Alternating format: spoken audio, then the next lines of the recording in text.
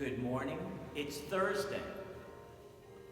Let's now begin today in the back of the church in probably one of the most useful seats in the whole pews in our church, the ushers row. Today we'll be speaking about the ushers with literally our head usher, Steve Sloan. But for now, the gospel for today from the Gospel of Mark.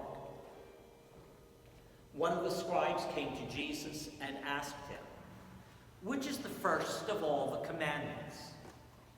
Jesus replied, "The first is this: Hear, O Israel, the Lord our God is Lord alone. You shall love the Lord your God with all your heart, with all your soul, and with all your mind, and with all your strength.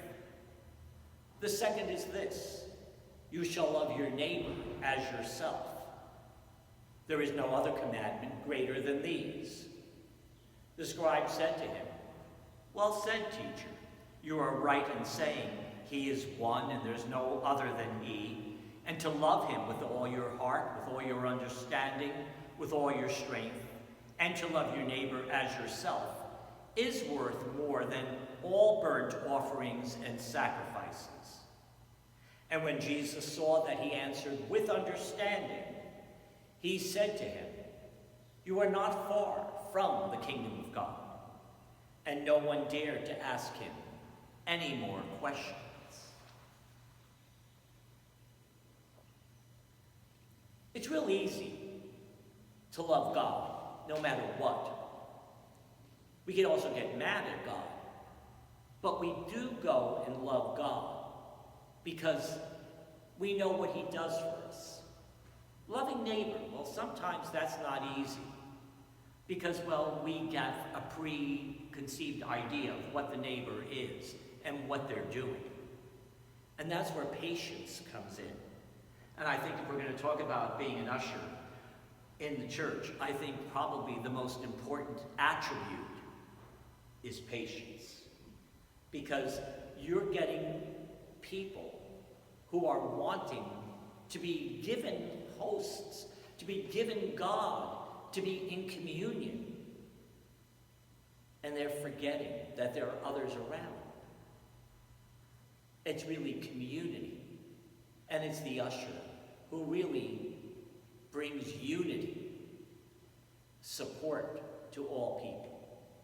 So, Steve, before we get into what an usher does and all that, what have you been doing these past few weeks? Of course, probably not much because you've been retired for how many years now? 20. Only 20? Only 20. So what have you been doing? Well, I have an antique business and I work on my antiques every day if I can. I work on my yard outside. I do everything. I clean my house. So I'm busy every day. I work a 6 to 8 hour day every day. And then I do the grotto at the church and also the garden. So that's enough.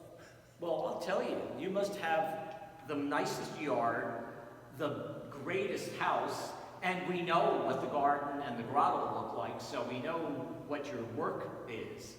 So you have been keeping busy. Yes, I have. So, as you look to the future, let's start with the past. What did an usher do before the pandemic? What was the job of the usher?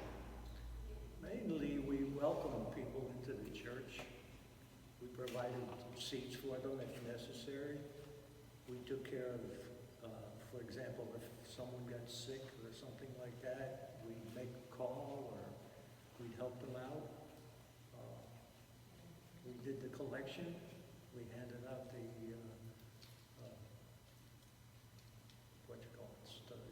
Bulletins. bulletins when we had that job and so on.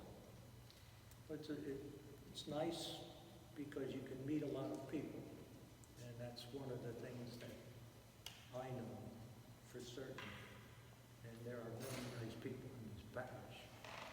Now, you have been an usher for how long? It'll be 51 years in September. Yes. And if you think he's stopping, there's no stopping this man. He's going to be an usher forever. Now, that may change because with the new policies, the usher is going to be even more important because the usher will be making sure that people are seated in specific rows. They will be limited in seating, and there will be no bulletins to hand out because we're not going to be permitted. And if anything, it will make sure that everything is kept pristine. So the job of the usher is going to change, but the spirit is not. So what you're talking about with looking at people and giving people that sense of happiness or that sense of comfort is still there. But what has it been like for you not having that opportunity to serve these past number of months? Well, it's been hard because I miss it. I watch the masses on the weekend. I have to watch the mass for today because it's Ascension Thursday. And well, I keep busy, but still I miss the interaction with the people and the other ushers who are also pretty good guys. They are. And that's one of the things we're very blessed with. The people who have volunteered, by the way, to be ushers are really very talented, giving, loving people. And we thank you for your few years of service. You're welcome. And we know that hopefully you will be able to help us get through this next phase until we come to that new normal. We thank you for your gifts. We thank you for giving yourselves to listen to him and be part of his life. And I ask that you all have a wonderful day.